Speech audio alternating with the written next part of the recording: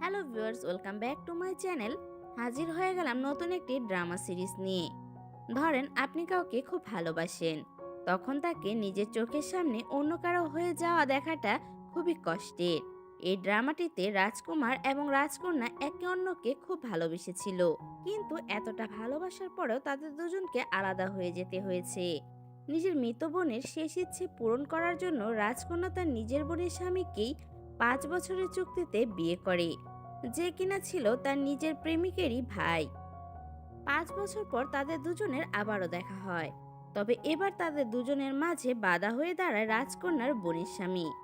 ছেলেটি যে কোনো মূল্যে মেয়েটিকে পেতে চাইছিল, এই জন্য সে সবকিছুই করতে রাজি ছিল।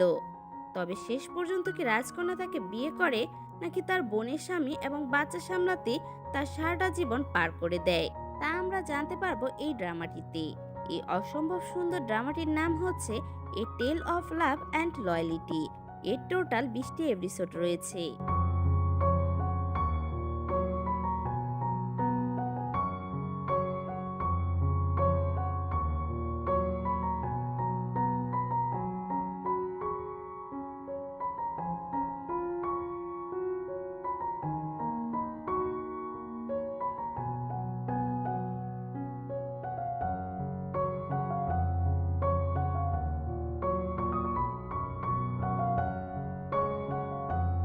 এই ড্রামার কাহিনীটি খুবই ইন্টারেস্টিং হতে চলেছে।